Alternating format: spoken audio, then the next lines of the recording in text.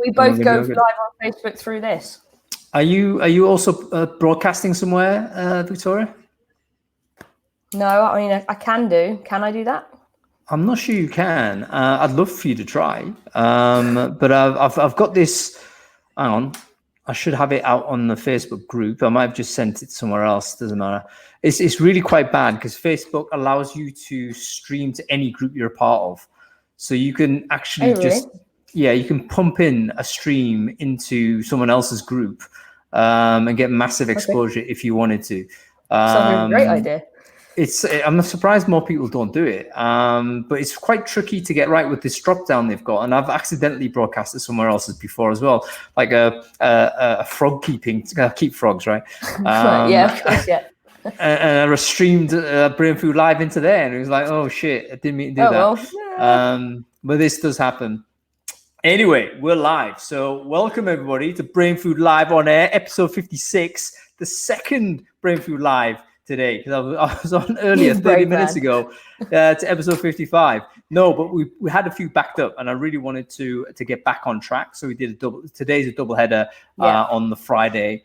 But super excited today because we've got a fantastic show with Andy Foote, who is the guru of LinkedIn, and he's going to update us on what's going on LinkedIn-wise. It's going to be absolutely amazing. But before we go there, I need to firstly give a quick shout out to our sponsors. Our sponsors this week are Stack Overflow Talent. There isn't a tech recruiter on the planet that does not know Stack Overflow Talent. They probably are still the number one place that you need to go in order to find software engineers. Been going around a long time, and we've got a fantastic relationship with them over at Brainfood. So they support us on the Brainfood Live and also a few other areas as well. Definitely check them out. A very cool business, and still the go-to place for software engineers, I think. Anyway, more about them later. Reason why I'm super excited today is not only because Andy Foote is coming on, because once again I've successfully upgraded and Adam Gordon. He's out of there. He's upgraded with Victoria Rush. Victoria, how are you doing? Yeah, good, thank you. Good. Yeah, I don't know how Adam will feel about being upgraded, but I'd say I'll be a stand-in this week.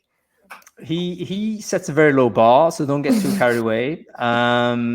Basically, if you have a pulse and a webcam, you can come on and co-host Brainfood Live with me. Does that set my bar quite low then?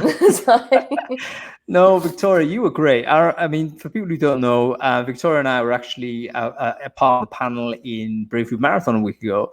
We had a really good chat on employer branding and stuff like this. And Victoria actually also runs an amazing podcast, which everyone should subscribe to. Feel free to share the link of that podcast into the chat stream, by the way. And I just thought, you know what? Great to get Victoria on to step in. Adam actually couldn't do it today, but great to have her on, not only sometimes as guest, but also to co-host as well. Anyway, quick kind of update for everyone who's watching and maybe new to Brainfood. We are multi-streaming across LinkedIn Live, Facebook group, Periscope, all kinds of different places. And because we're doing it in this way, typically we have audio visual problems. So what I always do before I start this is if everyone can just simply put in the chat stream, yes, Hong, I can hear you, that would really help me understand whether I'm actually in the right place and you can hear the audio properly. So chat stream, I can see fine, but LinkedIn, if you're there, please just say, hey, Song, I can hear you, get on with the show. Facebook as well, if you can please do that, just real quick. Just a quick comment saying, Hong, I can hear you, that'd be great. And Periscope, the 3 people that watch it on Periscope. If you can see this and I'm live, just retweet or do something to let me know I'm there. Okay, fantastic. All of the people on Crowdcast, I didn't ask you to do that, but that's all good. Thank you very much. All right, let's talk about this, Victoria. We'll talk about Brainfood firstly, don't we? I need to ask you firstly, did you read last week's newsletter? Because I know you've been boozing away and doing like party stuff. But did you find the time to actually read it? I did. Do you know what? When you said it yesterday, I thought, thank God I did actually read it properly this week. Sometimes I skim through it and just find the bits. But do you know what? Now you've said it, my favourite part was actually the chatbot, the Brainfood chatbot. I mean, I'm a bit of a geek when it comes to things like that anyway. So any excuse to play with a bit of tech. But I was chatting to it yesterday. Does Robo Hung do its job? Is that adequate? Do you know what? I think, unfortunately, the best thing I found about it was I went down the recruitment marketing route, and it gave me my own name as someone to follow. So I was like, yes, I've made it. There we go. Even Validation is suggesting me. So validation. Yeah, it was probably more of an ego thing that ended up making me pick it. But no, actually, I thought there's genuine uses for this in the industry in general.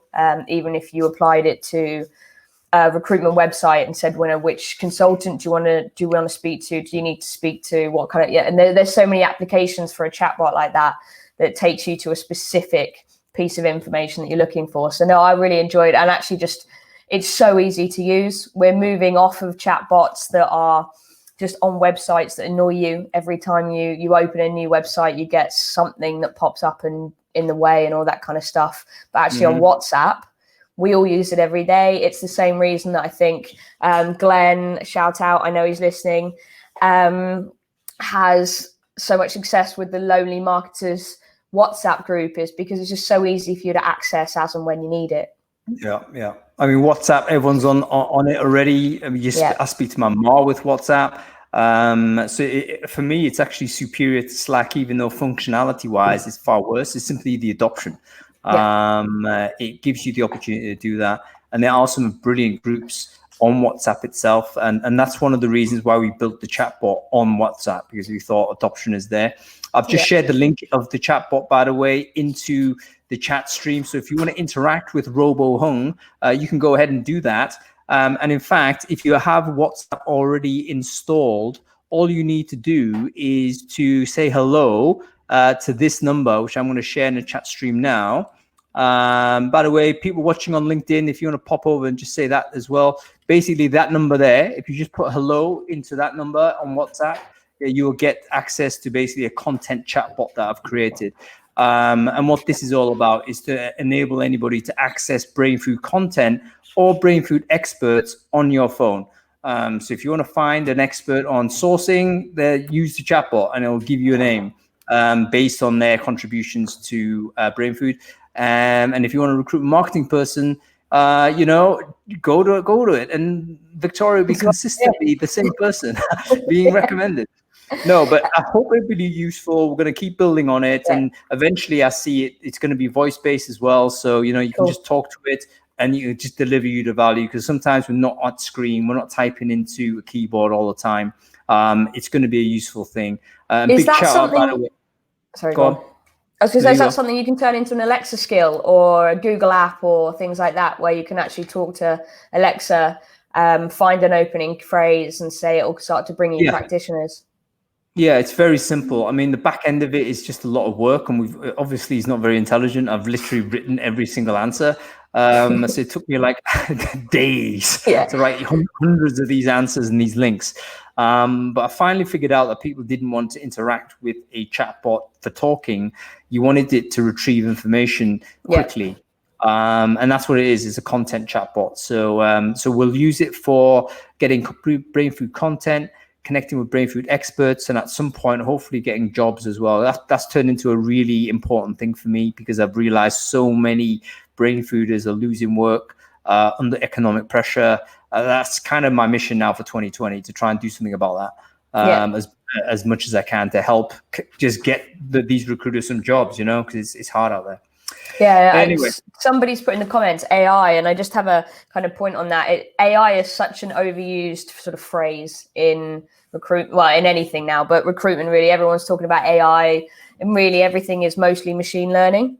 It is and what you've done is put together machine learning. It's not AI. It's not intelligent. In this case, it's not even AI. It's literally me putting canned messages in there. But hey, to Pedro, it probably feels very intelligent, doesn't it, Pedro? Yes, it does. Exactly like Robo. Anyway, by the way, Pedro, we need to chat. Long time. And I'm totally behind on a bunch of crap, but I'll get back to you guys soon, okay? I want to catch up with you anyway. You've got loads of initiatives on, so we should probably think about that in any case. All right.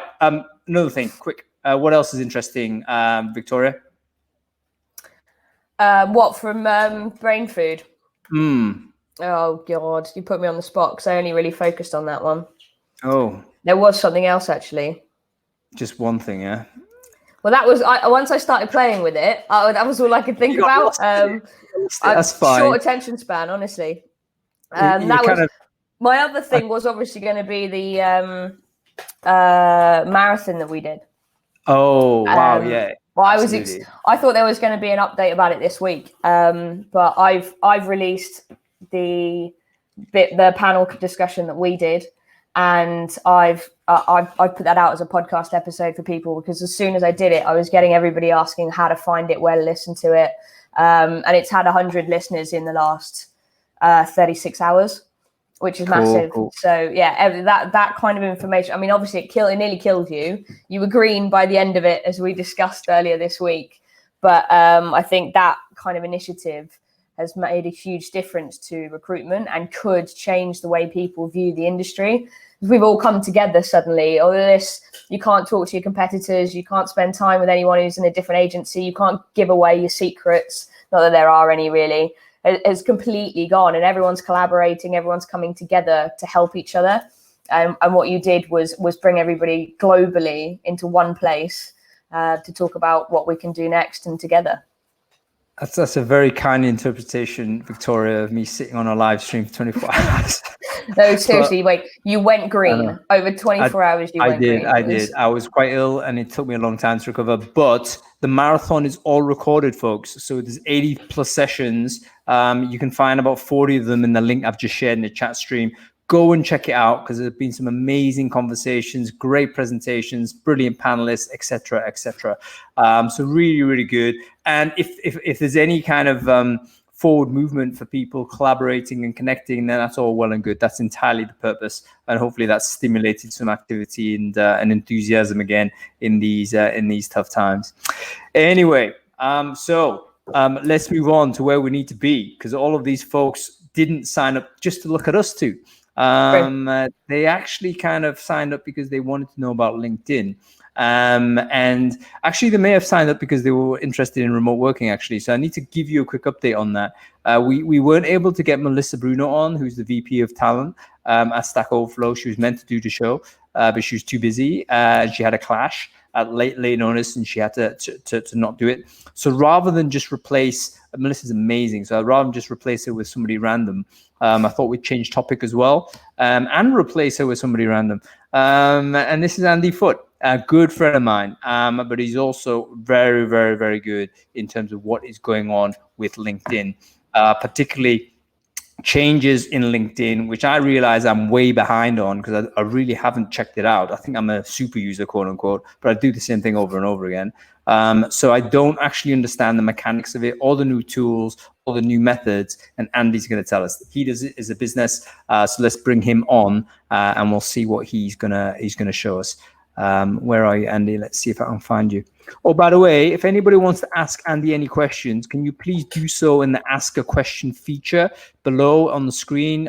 You should see at the bottom, it should say Ask a Question. Ask Andy the questions there, and that's where we'll know at the end of the show. We'll go back to that, and then we'll make sure that it's accurately fielded. So please feel free to chat away in the chat stream, but the questions need to go there.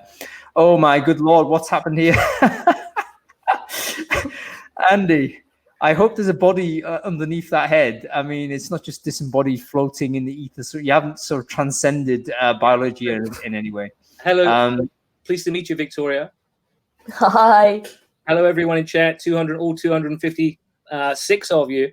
Yes. Yeah, so the black screen is basically because I couldn't be bothered to do the green screen. But as I'm a random hung, I don't feel so bad.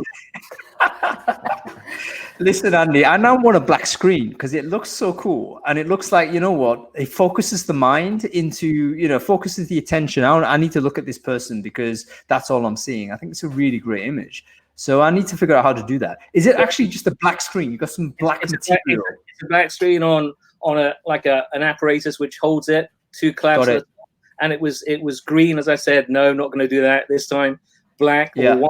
I thought, well, yeah, black will do, because then I'll be floating around, and it is just the fat red bearded face that you get to focus on. It looks great. Listen, Andy, for the few people who don't know you, can you quickly just explain who you are? What do you do? That would be good for the folks to know. Sure. So I'm a LinkedIn branding and strategy coach. I essentially help people with objectives that they're trying to achieve via the LinkedIn platform. I've been doing this for about 8 years. My blog is linkedinsites.com, and I will no doubt refer to that and bring that up on the screen so you can have a look-see. In essence, that's me. Amazing stuff, and we're gonna basically dive into your knowledge. Let me just share the link to your blog here to the chat stream, Andy, so that people can get hold of it. I totally recommend you follow Andy, by the way, on LinkedIn. I've just shared his LinkedIn profile there, and I totally recommend you follow LinkedIn Sites also. Super important information. And Andy, you're one of the people that really does keep on top of the changes of LinkedIn. Such a moving beast. There's multiple product teams doing different things all the time. Things change all the time. I realized I knew LinkedIn very poorly last week when I actually altered my profile for the first time in what seemed to be like years and years, because I wanted to use it to advertise the marathon. And I realized, wow, I'm not even navigating this part very well. So what we want to talk about today, and by the way, reason why it inspired me to reach out to you, because I saw one of the blogs you posted about the changes of LinkedIn in 2020. And I want us to just dive straight into those. Like, what are those changes? What's important? What do people need to know? Let's just pound through those points, man. Outstanding. Yeah, so I did blog recently on LinkedIn. So I published on LinkedIn. This wasn't on my blog. And that's what I'm going to go through for you guys today. I've also adjusted it and amended it because, to your point, Hung, there is a community out there of LinkedIn observers, and they not only do they watch everything somewhat obsessively, but they also share, right, what they've observed and what they've seen. And so it's not just me. This is definitely a group effort. The expression "I'm standing on shoulders," and I'm going to refer to one person who does a lot of that and has been doing that since last year. Very interesting person who I'd recommend you all follow, and I'll cover more of that in a little while. So I want to share my screen, if that's okay. Yeah, totally. That'd be amazing. All right, here we go. Stop talking me up. How do you know it's amazing? You haven't seen it yet. I mean, it might be shit. It might be shit. I talk everyone up, Andy. That's just give people promo. They got enough rope to hang themselves. That's the policy. All right, here we go. When you share screen, what I'll do is I'll focus it so everyone can see it properly, and then Victoria, you are. All right, can you still hear me? Are you still there? Can you see it? Hung, you frozen? No, I think Hung's gone. I'm still here, but... Okay, Victoria, can you see the presentation on the PDF on the screen? No. I think that'll be a Hung thing, unfortunately. Oh, my goodness. Hung's so scared of doing anything more than an hour on live these days. Okay, Victoria, can you see the presentation on the...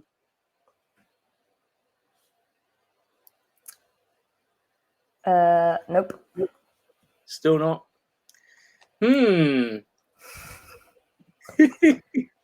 Alrighty. Okay, Victoria, can you see the... How strange. Without Hung, it's not the same. I agree. Bear with us, folks. Technical difficulties. All right, so Hung's coming back in. He'll be here in a minute. Just talk and ignore him. Yeah, well, we can give it a go. Just start the presentation without the presentation. Okay, well, I'd hate to do that because there's lots of graphics here. And can you have you shared your screen? I have. I've done it multiple times, but I think that without Hung, it ain't gonna work. If he's controlling everything. Start somewhere without the graphics. We'll be fine. When Hung gets back, we'll fix it. I've done it. And there's some weird delay as well.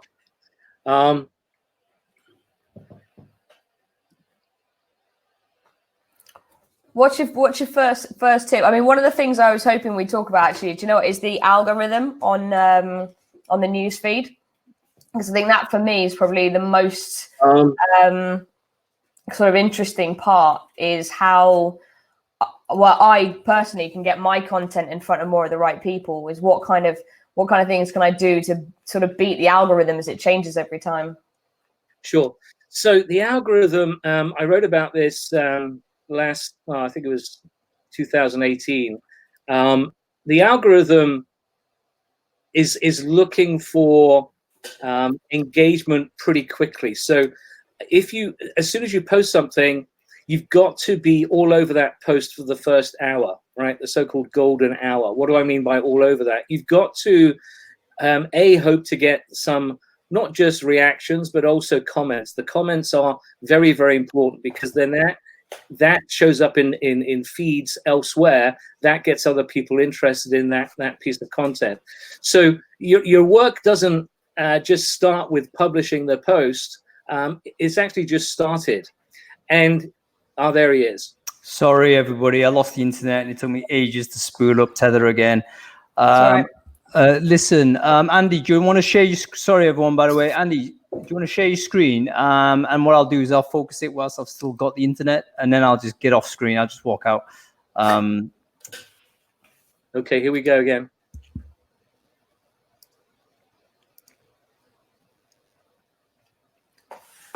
Can you see it?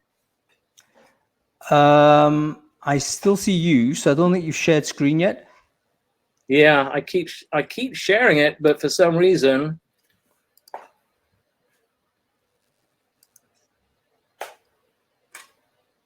I'm sharing again. Can you see it now? No, we've just lost camera.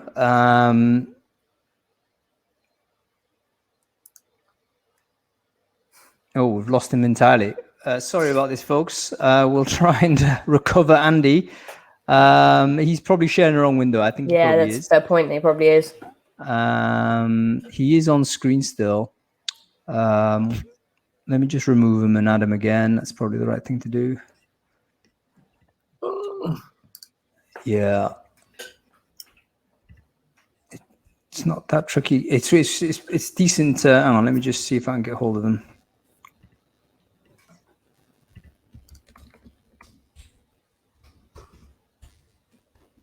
What do you know about LinkedIn, actually, Victoria?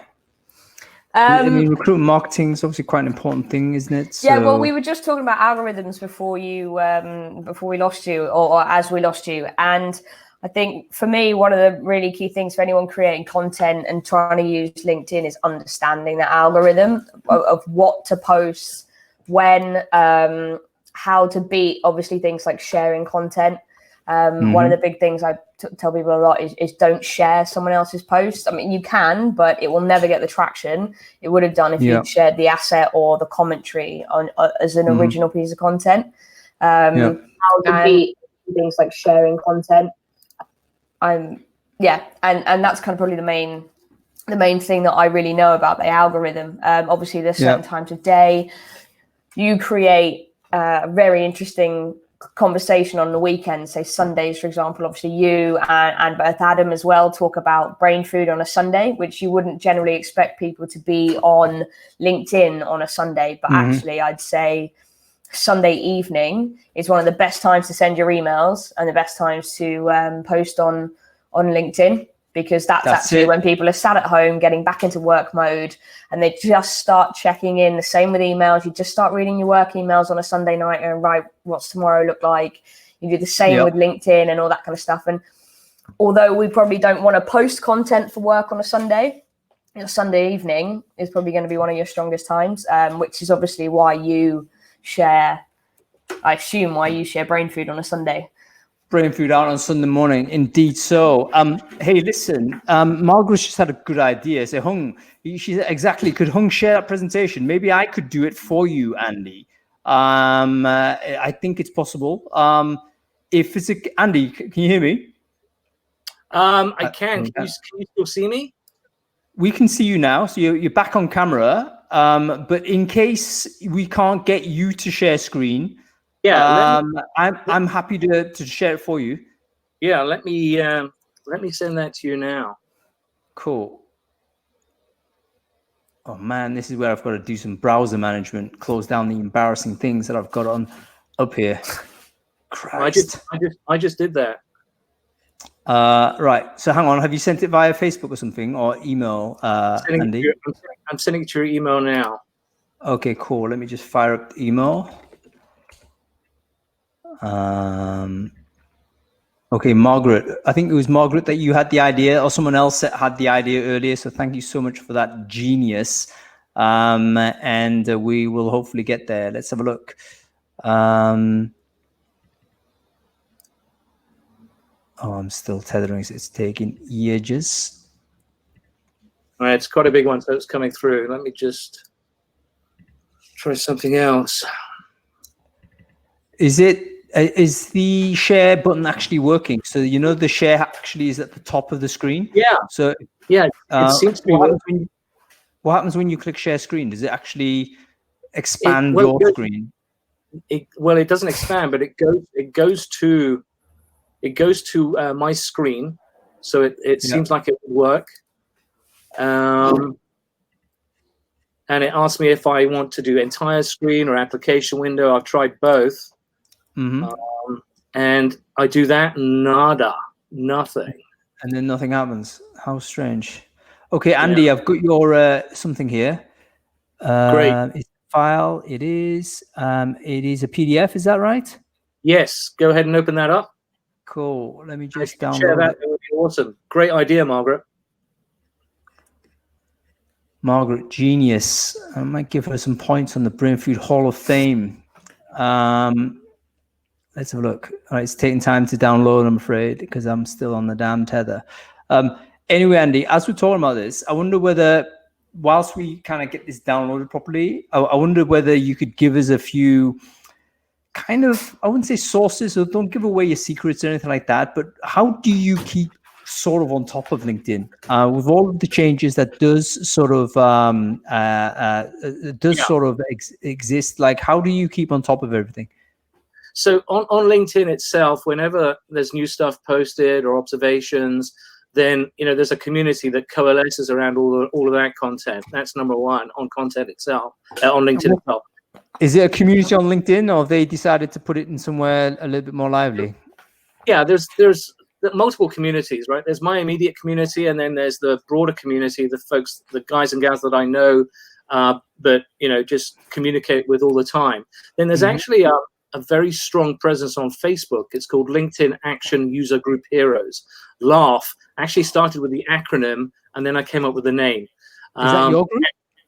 It is, as a matter of fact. Amazing. So 700 or so LinkedIn obsessed people, and there's a lot of sharing that goes on there as well. Obviously, everyone's welcome to join. But Victoria was asking about the algorithm, and I was droning on about the golden hour, but also the fans. So you might have thousands of followers, but they're not that important. The important folks are the fans. What do I mean by fans? People that actually, as soon as they see something that's in their feed from you, will jump onto it and not just do the drive-by reaction, right? Because anyone can do that, but actually will comment. Now, those comments are very important because that gives me an opportunity then to have a conversation, as well as those comments coming up in notifications in other people's feeds. So there's a lot of interest generated by comments, and then people will ideally pile in during the first hour or so. So after an hour, depending on how many comments mainly, but also reactions,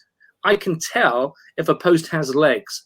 Now, if a post has legs, then the algorithm will keep testing it, will keep surfacing it in other people's feeds. And that keeps on happening until they decide at some stage, we're not going to show this anymore. It's had enough oxygen on the LinkedIn platform. That, in essence, how it works. But as I was telling Victoria, publishing and sitting back and waiting for good things to happen, that's not the way. You've got to baby that, right? You've got to comment on that post for the entire day sometimes. You got to keep coming back and keep having those conversations. So a technique is to end every post with a question, right, to spur engagement from the get-go. And then another technique is to ask questions about the comments, about what people have responded to in the post itself. So you're having those mini conversations in comments. Keep it going, keep it going. It's not gaming, right? Well, it depends on the questions, right, and the responses. But essentially, you can have conversations. And so, what I talk about with dialogue and engagement around content is they are the new groups on LinkedIn, right? If you think about it, they are the new groups. That, in essence, is what's happening. But the algorithm, 25 frequently asked questions about the LinkedIn algorithm, that is online. That's on the first page for if you do a search on LinkedIn algorithm. I can go into a lot of detail about, essentially, I try to nail 25 questions that anyone might have about the algorithm. So, Andy, that seems like a link you should share in the chat stream. And Stu, please ask that question in, ask a comment and ask a question. The reason why is simply we'll lose it if we don't deal with it straight away. So ask it there.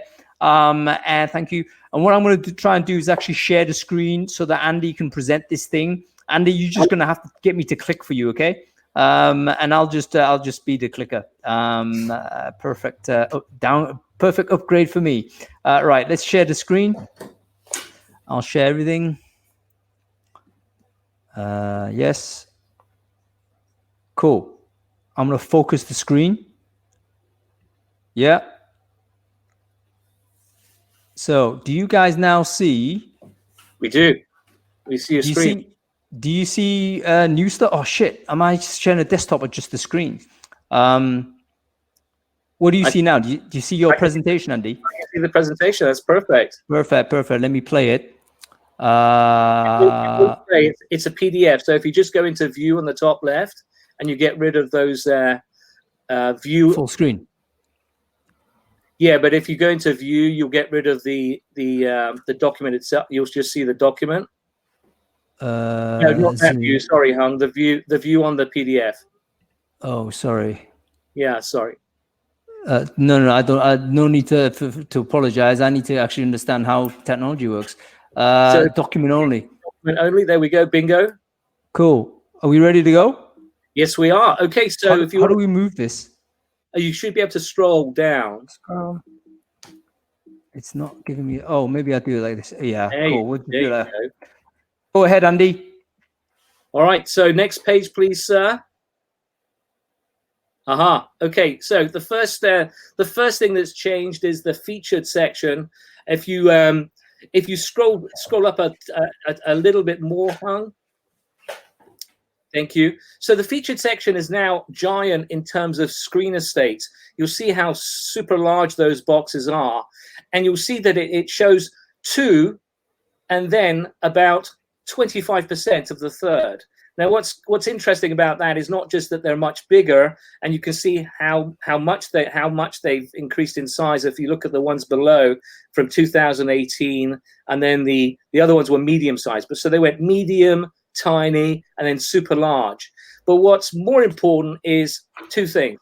Number one, you can now add in the featured section. You can add both articles and posts.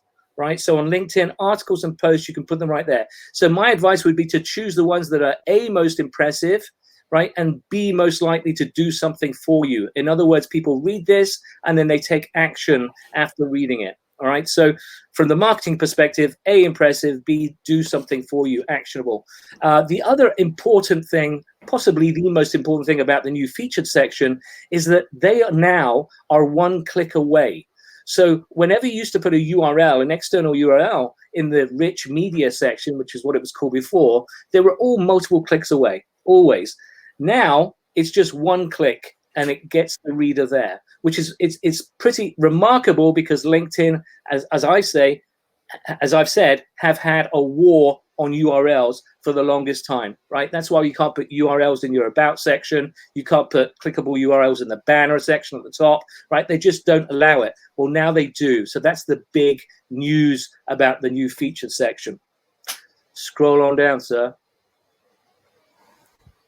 All right, so toolbar revamp. I think that's something which is very minor. All right, so they've just made an adjustment to the readability, right? The new one is much brighter and easier icons, easier on the eye, I'm not going to spend any time on that. If you wouldn't mind scrolling up to unlimited.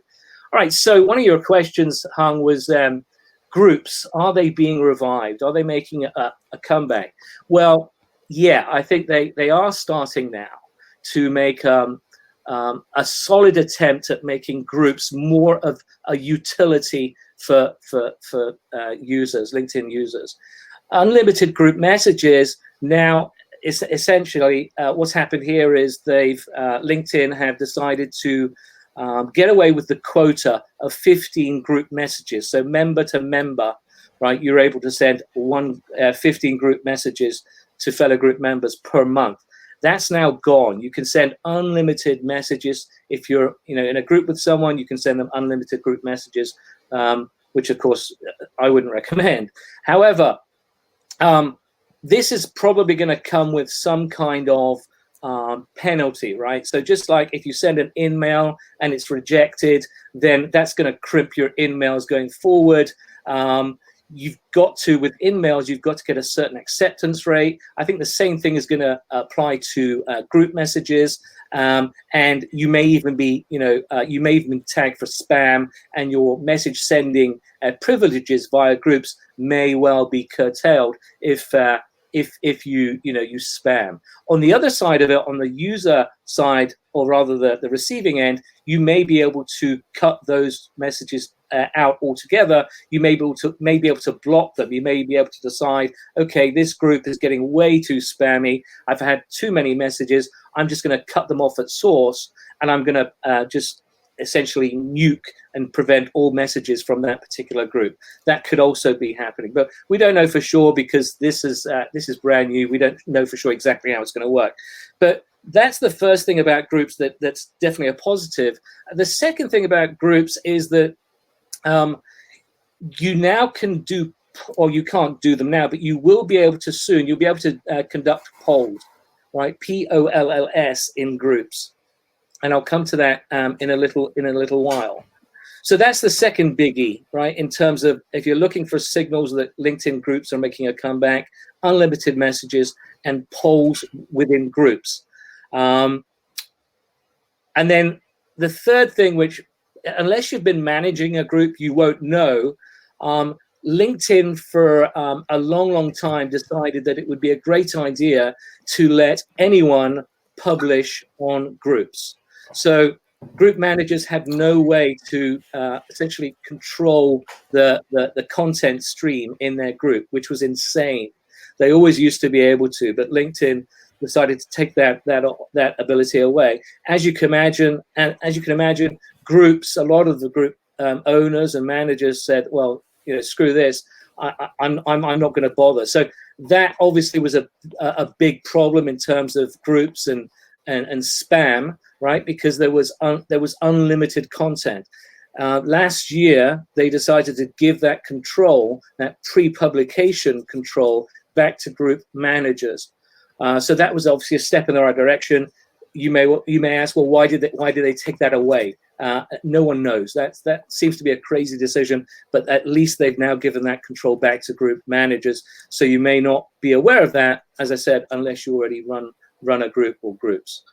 So those three things are important in terms of trying to figure out where groups are and their evolution, and in fact, whether there's rejuvenation. If you want to scroll down. Right, so a lot of people are gonna worry about this. If you scroll back up for me to suggested comments, Hung. Thank you. So suggested comments is essentially, you may have noticed that in LinkedIn Messenger, you've had potential bubbles, right? You've had potential responses that are autocomplete, there for you to use or not. And the same thing is now being tested for some users for comments in comment responses. So this is from a connection of mine, Catherine Chan, and she's underlined an example of what she's seen. And my thoughts are, well, all right, if this gets comments rather than just reactions, great. because I'm all about the comments. LinkedIn is all about the comments. But if they're just bubbles and they're just, they're the equivalent of awesome, that's great, I love it, then that's obviously not going to be that helpful. However, it looks like they are just conversation starters. So it looks like if you were to click on, in my opinion, then you'd be able to complete that into a sentence or a paragraph, right? If that's the case, then that's not so bad as just, hey, that's awesome, wonderful, and this just mindless commentary. So if that's, as I said, if that's the case, if they're conversation starters, and if they do actually achieve the result, which is to get more people to jump in comments and not be so shy, then I'm actually I'm in favor of that. I think that could be a good way to tackle increasing engagement. If you want to scroll up to down to polls, thank you, Hung. So polls used to be on LinkedIn from 2011 to 2014. They were only available in groups. So I mentioned that yes, it's looking like that they're coming back, not just in groups though, also in posts. So individual users will be able to start their own polls. And I personally loved polls back in the day. They were very, very good for engagement. Great way of adding knowledge and trying to get the temperature of folks out there. So I think they're going to be a huge hit. I'm not sure why they were taken away, but shortly after they were taken away, a new platform arrived on the scene called Quora, Quora, which is an amazing resource. I'd encourage you to check that out. So perhaps that wasn't an accident. Polls on LinkedIn disappeared, and then Quora appeared on the scene. So I think that's all I want to say about polls. And then stories. So stories is essentially a great example of how LinkedIn plays catch up, right? Looks at other stuff on other social channels and decides to ape that, tries to do the same thing. And a lot of this might be throwing stuff at a wall to see what sticks. And stories, I have never used stories, so I'm by no means an expert stories producer. I haven't played around with the whole 24-hour content thing. Why Brazil? Well, Brazil is the first country to get it because according to LinkedIn, right, they are very creative and they're the third largest producer for vid content in the world according to LinkedIn.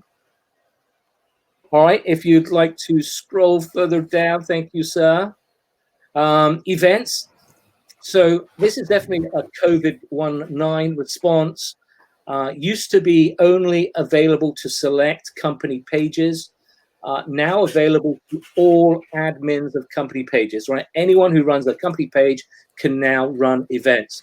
So that's a big thing. I think LinkedIn were probably already going to do this, but COVID has probably sped this up, and that's why they're offering that to everyone now. And then I've just had some screenshots. That's my company page. You can, it's relatively easy to do, etc. Scroll down, please, sir. There's an invite I got recently from Mike Hope, and I've, what happened there was I accepted it, and then I took some screenshots. You can see when you accept how many attendees there are, and then there's all kinds of engagement opportunities around events to get more people talking about that events in particular. And the other interesting about events is that you can also invite other people. So if you're an attendee to a virtual event on LinkedIn, you can invite other people to that event, which I think is quite a smart move. If you'd like to scroll down, please, Hun. All right, now, so Janae made a good point yesterday in the discussion area, following on from Hung's post on LinkedIn about this upcoming Brainfood live session. She's looking for some kind of link between events and LinkedIn Live, so you can essentially make an event and essentially say, hey, this event is all about the LinkedIn Live session, which is coming up on X. So that, I think that was a great point by Janae, and I wanted to highlight that. Hashtag presentation mode. Hashtag presentation mode is, I think the use case for this is, if you remember or if you know TweetDeck, it's a similar I think, a similar look, right? So you've got lots of tweets on a big screen. I think the perfect use case for this would be events, right? So you're at an event, and the hashtag for that event, it can then be shown in presentation mode, so that you can see at a glance all of the engagement that's going on around hashtag that particular event and the hashtag related to it. That's hashtag presentation mode. That is coming, just like polls are coming, so it's not here yet. If you'd like to scroll down.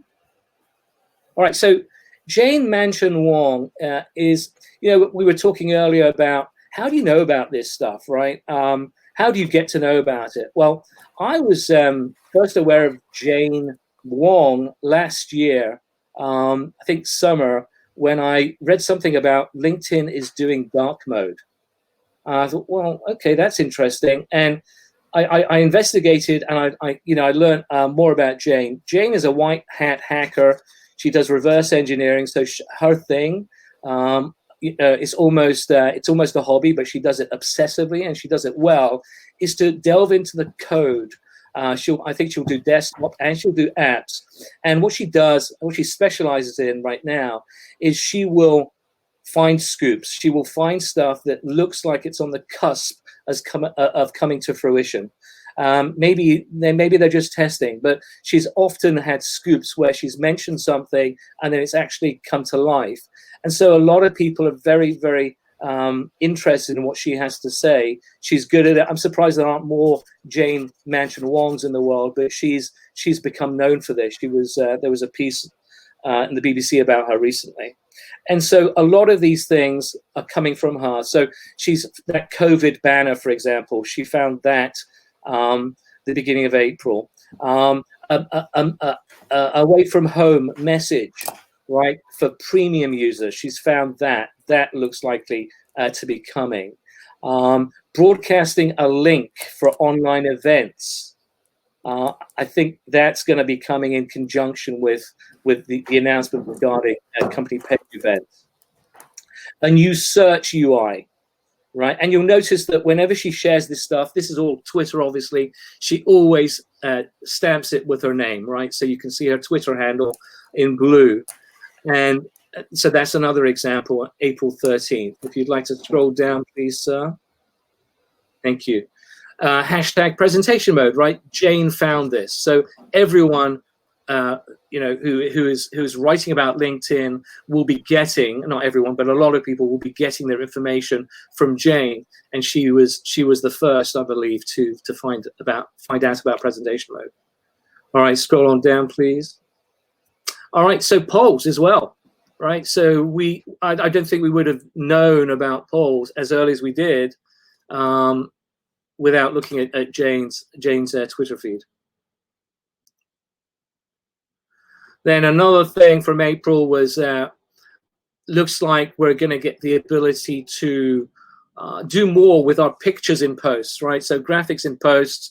Essentially, you post it and that's about it. Now you can tweak it to make it looking just as you want it to look in the post itself. Scroll down, and then the final thing, new feed post feedback UI. So new things here right now. It's just add a comment and a photograph, right? Jane has found in code that it looks like we might be able to get a reaction right next to the comment, which we can click on that button and change the reaction to one of the other 5. We can add a GIF, all right? So be prepared to have lots of GIFs in your world, and then we can actually share that comment. So that's just April, and that 8 scoops I've counted from April alone. I encourage you to start following her if you're interested about what's likely to be coming from LinkedIn. So that's my sort of rundown on what's new and the power of Jane. I wrote last year about what's happened on LinkedIn, what's new on LinkedIn from 2019, and it was remarkable to me because I'd forgotten about a lot of these things that were introduced last year. And so if you go to LinkedInsites.com, you'll see that article where I've listed not just the things that arrived, the new things that changed, including reactions, by the way, but I've also attempted to date, right, when I think they came, which LinkedIn never does, right? Things just appear on LinkedIn and you quickly forget, right, that A, they're new, or B, when they arrive. So I did that review of what's new in LinkedIn. Go ahead and look at that. Share that link here, Andy. I think that would be really useful for us to review. I think a timeline would be awesome, wouldn't it? Really interesting to see these changes and also to understand why. Because basically we experience the changes rather than being aware of it. As a user, something will happen that you've never seen before. I think, oh, this is good. And yeah, it'd be really good to see that sort of timeline. Andy, before we dive into the questions, yes. I just wanted to have a little bit of a look at, from your perspective, how recruiters need to be using LinkedIn. I know that you, for instance, are generally a LinkedIn coach and your audience is much broader than just on the recruiting side. But obviously Recruiting Brainfood is focused primarily on people on the talent acquisition piece. And a lot of the people who are watching and listening to this aren't marketing experts, aren't LinkedIn experts per se, but they could probably do with some advice or input from you as to what they should be paying attention to if they wanted to use LinkedIn to its fullest potential. What do you think are the changes that have occurred most sort of last year or two that you think are underexploited by recruiters right now? It's a difficult question for me to answer because I'm not, I don't have the recruiter package. And so that's something that you should be asking a recruiter, because I was a recruiter years ago. I come at it more from a marketing perspective, right? In terms of advising my clients what they want to do, what they need to do from the branding and the strategy perspective. So I don't really feel comfortable talking about what recruiters ought to be using LinkedIn for, right? I don't have the recruiter package. Why don't we expand a little bit in this case? Because both of you on screen here are marketeers now, in the sense you understand how to use LinkedIn from a marketing perspective. I personally think that recruiters could learn a lot on how to use LinkedIn in this way. So forget about using it as a place to try and harvest candidates, but how can recruiters or anybody better use LinkedIn? And now that we know what we know as to the changes that have occurred. Victoria, you got any quick comments on that before we jump into? Yeah, I think probably this situation we're in now, trying to stay away from talking about COVID, but what it has done is take away for recruiters the fallback of talking about jobs and just posting my latest job or new mandate. And I think I've banged on about this probably the most in the last 12 months, is that recruiters need to stop just posting about jobs. And fortunately or unfortunately, we're in a situation where the majority now can't fall back on that because they haven't taken the time to think about how to engage an audience on LinkedIn. And that was really why I asked the algorithm question. But to understand the algorithm, you're going to be further down that journey. You're already going to be posting. And really the importance of the algorithm comes far later once you know what the hell you want to talk about. At the very beginning, anyone in recruitment or or a recruiter or a marketer in that space needs to be finding content that's relevant for their audiences. And that, by through and through, is a marketer's job. Know who your audience is, know who you want to talk to, either as a company or as an individual, and create content that those people are interested in. It really is that's the basics of it. If you want to gain traction in terms of comments, like Stu's question earlier, putting a question at the end is always the answer. But at the very beginning and creating content, putting a question at the end, actually generally, from what I've always learned, is it stops people commenting. If you're at the very beginning when you're not getting any engagement whatsoever, we've all been there. I remember 12 months ago, I was writing posts and I was getting me and my mum, and it was no one else. And that was fine. I started there. Everyone has to start there.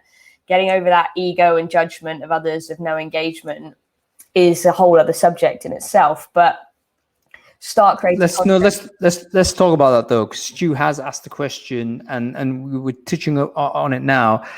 He's posted, he's doing what we're saying to do. He's not posting jobs, he's posting stuff, content of some type. There's no comments going on. What is he doing wrong? I mean, it's hard to see without actually visualizing it. But what is content that generates engagement? Andy, you got thoughts on that? Yeah, go on. Yeah, so I know, Stu, and it's hard. It's hard to start when you're not getting engagement, and you have to go back to basics. As Victoria was saying, it's got to be about the content, and then B, it's got to be about your audience, or more accurately, your tribe. Now, I have spent the last 8 years building my tribe, and so it's not going to come straight away. And you've just got to, I think you've got to tough it out. You've got to tough it out until you start building a fan base, people that are actually interested in what you have to say. And then it will start to happen.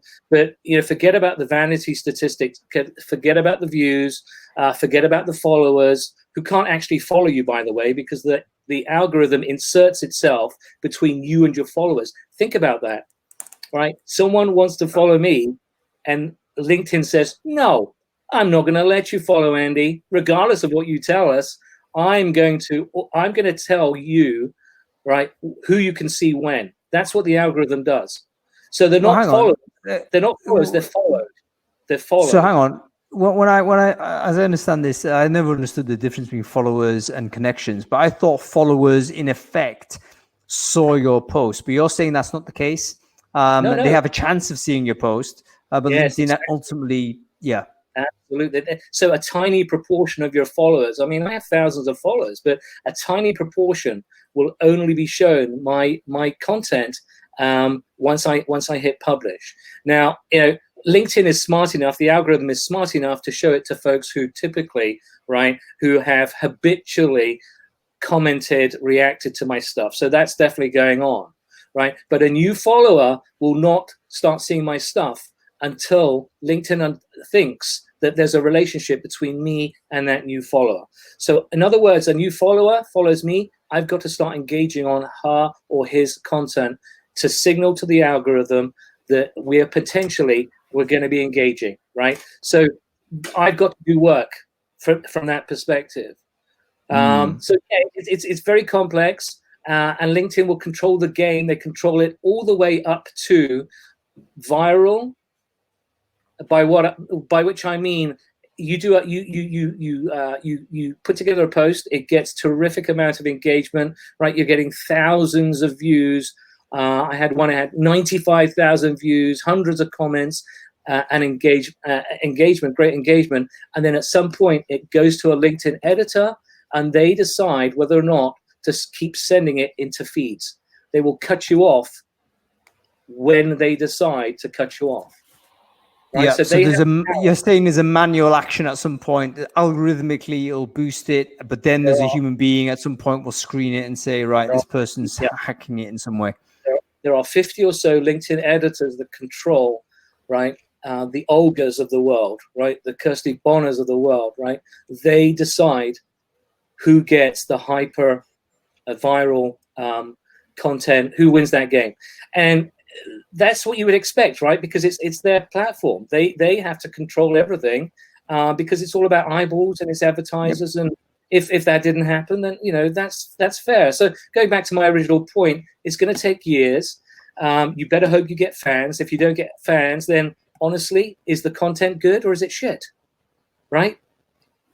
Yeah, there's something for giving back as much as there is for taking. If you want people to engage with your content, and I say to anyone who's ever trying to start posting content, is spend the first 2 weeks or month just searching through hashtags and commenting on other people's content instead. That'll help you generate ideas. That'll help you learn how to write an engaging post. But ultimately, that takes away the fear by baby steps. So go in and engage with an audience of people already talking to each other. Get yourself into that circle. When you start then creating content, all of those people will be engaged because you've commented on theirs, therefore they'll see it, and vice versa. and they'll be willing to like and share and comment on your posts because you've done it for them. And it's very normal. You give something before you take. That's the same with recruitment. Say anything, create content by giving first, then start creating your own content, and your audience will come in that way. That's an extraordinary strong comment there, Victoria. I mean, I thought that was, yeah, absolutely brilliant. And it works on two levels, doesn't it? Number one, on the social level of reciprocity, you feel we're not obliged. You want to comment if someone's come up. But you do. You do feel obliged, whether you like it or not. If you take it all the way down the psychology of it, you feel obliged. Somebody likes your post, you like their post. That's just human behavior. There's that element, but on that also follow-ups on Andy's comment also, algorithmically it might have an impact because you're signaling to LinkedIn that you have a relationship. So if you do comment on someone else's post, you increase the chances of them seeing your next post. So Stu, there's one of the answers for posting and not getting any comments. Spend a month literally going and commenting positively on other people's posts, and you increase the chances of them seeing your post the next time you do it. I think that's probably true. No one knows for sure, but I think it's probably true. Excellent. And then the other thing I'd point out to Stu is, and anyone else who's struggling to get a start, on the LinkedIn content side of things, is to observe and just to look at all of the other content that is apparently doing really well, and then figure out, right, reverse engineer, why is it doing well? All right, you can't necessarily see who the tribe, well, you can see the tribe actually, but that might be their tribe. But try to understand what is actually going on, and then try and replicate that in a way that works for you. Because there's, goodness knows, right, there's plenty of content out there that is doing really well. You see it in your feed. And so try and learn from that. Learn, observe, and implement. Yeah, so the message there is to basically look at the post, and forensically, if you can, just break it down. I mean, you could see what is the headline, how long is the headline, what's the body look like. So think like a copywriter. Usually it's textual. So think like a copywriter, break it down in terms of how it's structured, what is being asked. Is it a discussion? Is it a promotion? What is it? And then just try it, see what happens. And timing, going on to sort of one of Victoria's earlier points, like when. Maybe that has an impact as well. Super stuff. Anything else? I was just going to say that comments are very important from LinkedIn's perspective. If you look at the big picture is comments do a number of things. Firstly, they will draw you in. All right. So you'll then share data with LinkedIn. By data, I mean stuff that's actually being shared in comments is data. And what LinkedIn does with that, or how they deal with that, we obviously don't know. But LinkedIn thrives on data. I think LinkedIn can't do very much with a reaction, but comments, on the other hand, that's all data. That's grill. That's what's the expression? Grist to the mill. The other thing that's important about comments is that you're on the platform for longer, right? They don't want you just to hit a react and get the heck out. They want you to stay around LinkedIn. They want LinkedIn to be sticky. So if you understand that, those are the rules of the game. Yeah, absolutely excellent. So it's basically, from what I'm hearing from Andy and also from you, Victoria, it's a matter of having dialogue and conversations with your tribe or with your audience or on a topic or theme you care about. So if you have a problem with caring about it, or you don't have something like this, then actually legitimately we can ask the question, why are you talking about it? You have to have the passion. So find that passion, whatever it is, and focus your attention there. You can cultivate a bunch of people that might share your passion, and they're the people that want to engage with you. It may not just be about brilliant copywriting. It's about identifying those tribes. Okay, I'm gonna see if there's any final questions here. There's a final one from Alyssa, and I want to give an answer to this, but I think I know. But it's the last question out there, so I'm going to give it to you two to answer first. Alyssa is saying, if you message back and forth with a new connection, does that have any impact on how the algorithm views their likelihood to engage with your posts? Victoria, let's go with you on that first. I don't know what LinkedIn would say about that officially. I'm going to assume they'd say no because they don't read your comments. But unofficially, I'd say, yeah, of course it would. They're not stupid. It's a platform. It's all built around data.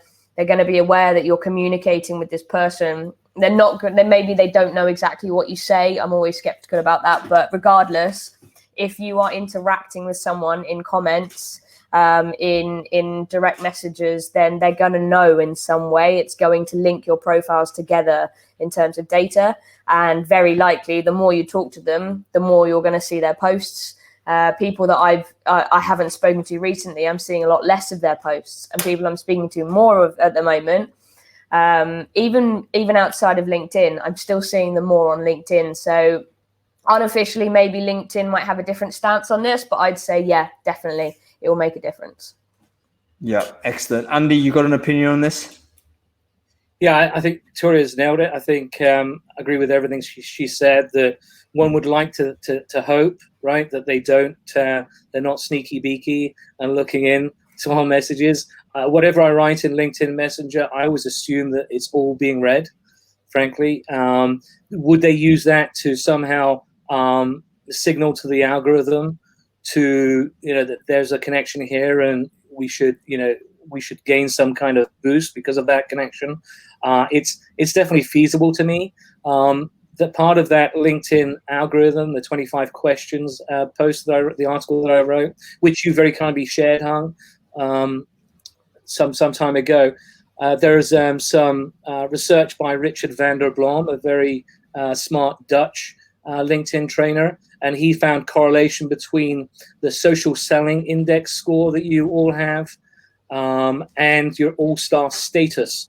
All right, he found that actually the higher, right, that your SSI is, the more complete your profile is. So if you are actually an all-star, you've completed all those sections. He found that actually those folks do better in terms of content distribution than folks who don't have both of those signals or strengths. So you can imagine, I think, that everything is thrown into the mixer, and LinkedIn will use as much data as they can to figure out how to do right by you in terms of content. The algorithm supposedly also looks at people who are not who are struggling, right? Stu, as an example, they may be looking at Stu's next post, and the algorithm is supposed to reach down and help people, content creators who are just not getting traction. So it's supposed to do that too. Yeah, it's very interesting. And then the other thing about the algorithm, of course, is that it changes all the time, and no one really knows this stuff, right? No one knows except LinkedIn about how it works. All we can do, the best we can do, is just observe and to see what's happening, not just with your own stuff, but other people's stuff, and that's how we learn.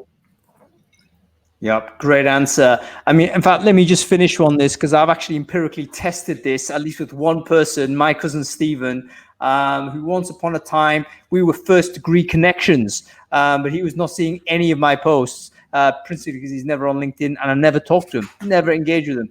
And I needed him to test something, right? I needed him to see these posts. So I said, listen, Steve, let's just keep talking. And we just DM'd each other nonsense for about a couple of iterations. Next time I posted something, pop, he was straight into his newsfeed. So I think even though the sample is one, I'm prepared to take that as evidence, solid scientific evidence that yes, interacting with someone on LinkedIn does improve your visibility of your content to both parties. So theoretically, you should message everyone at least once. And I've seen people actually do this as policy, saying, hey, we've not talked for a long time, 6 months, just catching up. And I'm thinking half the time, maybe they're trying to stimulate some sort of algorithmic gain on that. Worth a try. And the second point, there was another second point. I was, with regards to how all-star your profile is, I might actually be one of the very few people that's kind of reduced from being an all-star to a minus, less than complete profile. Because I deleted all my about profile earlier this week, simply because it was no longer relevant. I just thought I'd get rid of it. And I didn't have the creativity to put in a replacement. And guess what? There was, I would say, I would say it was like a significant impact on my post reach on average since that time. So I've posted 3 times without an about segment. So in other words, an unfilled profile, and the view count I would say is 300% less, meaning than usual. So definitely complete your profile. It makes a difference. I've proven it. Yet again with a sample of 1. But anyway, that's go on. And if you can't write your own about profile, your about section, I know someone who can. Don't sell your services, Andy. This is where you get booted off. Brainfood Live. No, but absolutely. Andy Foote is a person that you should speak to anyway. Tons of free content on his site. Go and follow him on LinkedIn and go and check out the website. And he is available for hire. So that is something you should do. Victoria, thank you very much for being an upgrade on Adam Gordon. I think we can all agree that has been firmly established now. Very much an upgrade there. And thank you everyone for watching Brainfood Live. Apologies for the kind of messiness in the middle part, simply because of my tech and not being able to properly share Andy's brilliant presentation, but we've managed to do that in the end. Hopefully everyone's got something from this. A quick shout out again to our sponsors, Stack Overflow Talent. They're awesome. Check them out if you're hiring for software engineers. And guess what? You're not going to do that on LinkedIn. You're probably going to do it on someplace like Stack Overflow. A good search product, great ad product as well. So go and check it out. In the meantime, that's about it. We will be back next week where we will have yet another great topic and another amazing couple of guests. Okay, this is it. Thank you very much, Victoria. Thank you very much, Andy. Thank you, everyone. We'll see you next week. Bye.